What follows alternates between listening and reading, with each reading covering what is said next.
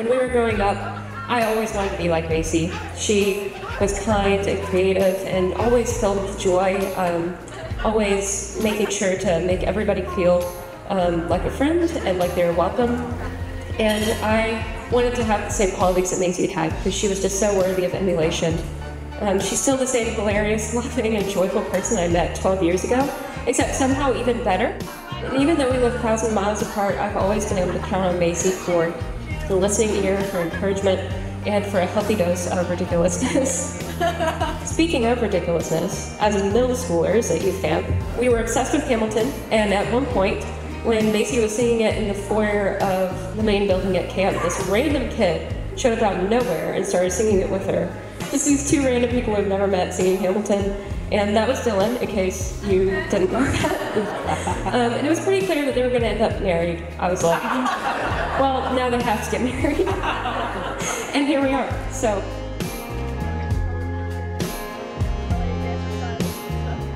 Anyone who spends even a little bit of time with these two learns very quickly that they both share a deep, deep love, not just for each other, but for God.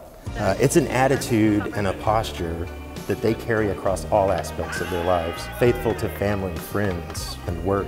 Another thing that you probably know about them since you're here in this room is that they're both highly relational, leaving friendships and smiles behind them everywhere they go. But one relationship that I know they cherish more than any other is their individual relationships with God. They've both been very intentional and purposeful in their pursuit and development of their personal relationships with God, weaving themselves tightly together with Him.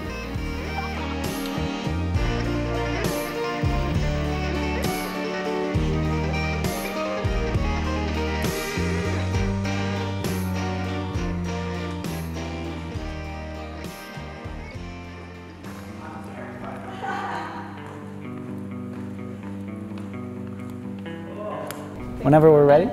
I don't want to. Good? What? Go ahead. I don't want to. Oh my God. Oh my God. Do you like it? I love Oh my God. Do you like the buttons on the back? You go all the way down. Oh, just like your mom's dress. Oh my God. And look. Pockets, beautiful. Pockets. Best. What was the other thing you said I would like? My hair. Oh. It's down, remember? It's down, yes. The trial I did up and that's down. Oh my God. Thank you. Are you ready? Me either. Me either. Let me see you. I loved, oh yeah. I've got the tie. I've already got 8 compliments on the tie. The spin. Okay, all right. Oh my goodness.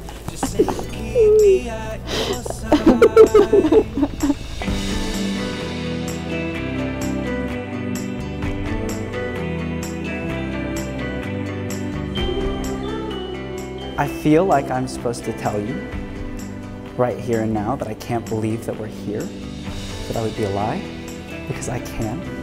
I can believe we're here because we have been dreaming of this moment for a very long time. We've been dreaming of this moment together, of course, but we haven't been alone in dreaming it. I mean, all of the friends and family that we have here today who've poured so much into our relationship and into this day. But even more so, I mean that we have given ourselves over to God. His grace has real, tangible effects, and I see them daily. I believed today would come because we gave ourselves to Him. I did not, though, expect the way that I would feel right now.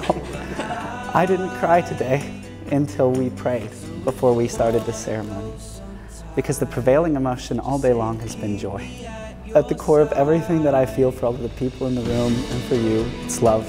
It always has been love, but it's not love like I once knew it to be. Love is something you have redefined. There was a time that I only knew love as being cared for by my mother, by seeing my father come home, by playing when I was young with my brother and sister.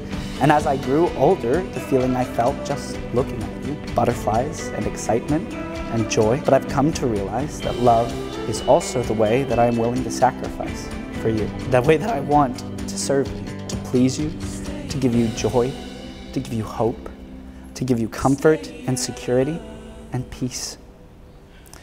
You have caused love to take over my whole life.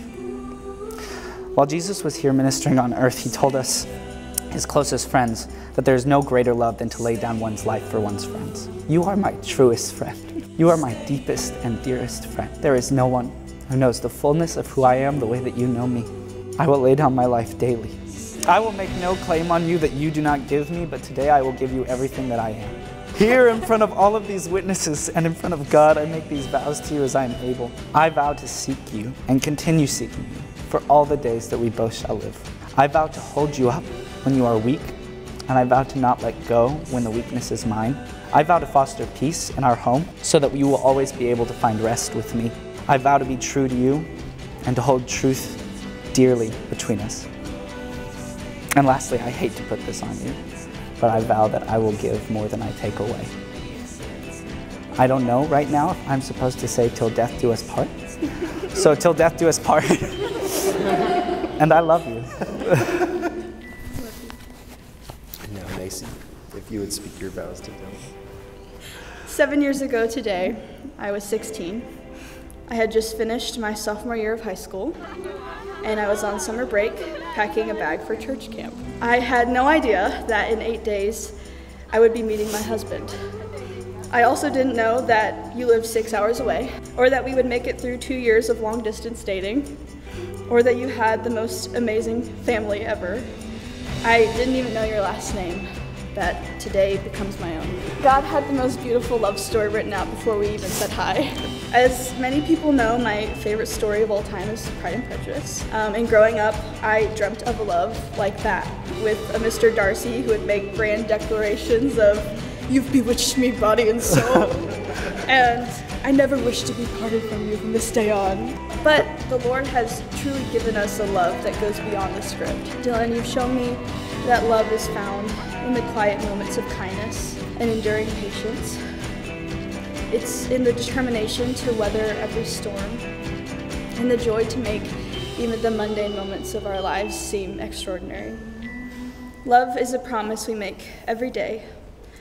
So today and every day, I promise to continue to find you hilarious and laugh at every joke, even though we both know that I'm the funny one. Yeah. So glad that's clear. I promise to support your every dream as if it's my own.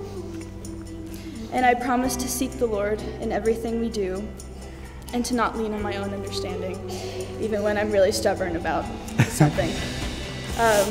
And I promise to choose you forever. It's difficult to say till death do us part, because a lifetime with you will never seem long enough. But I'm not afraid because I know the author of life, and he's written a beautiful story so far. Dylan, I can't wait to spend the rest of my life with you, and I love you. I love you. To now pronounce you husband and wife. You may kiss your bride.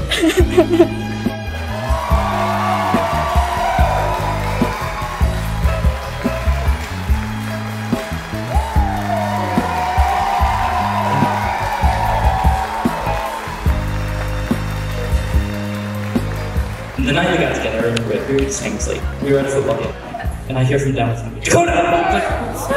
And she's Dylan staring up at me from the bewilderment. He goes, "I'm dating Macy!" And I didn't realize how significant of a change that would be in their lives, or how wonderful that would be for all of us who've encountered this relationship.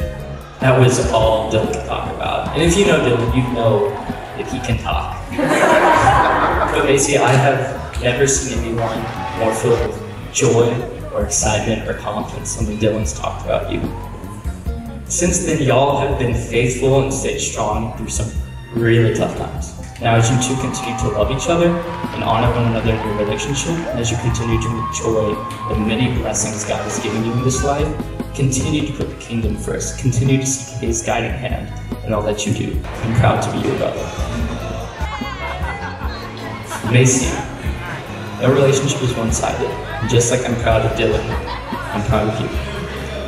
I'm proud of the person that you've helped shape Dylan into. I'm proud that you've put God's will in front of your own in this relationship.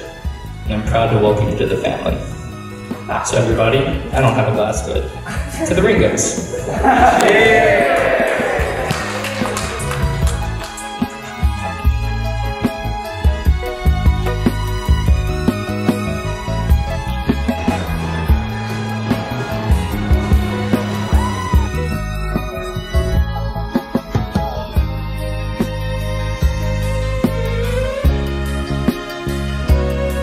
Macy and Dylan, the Lord has graciously and providentially brought you to each other, and that is so clear to everybody here. My prayer for your marriage is that you would continue to clearly see the Lord's love and sovereign care for you and over every little thing in your lives for as long as you live.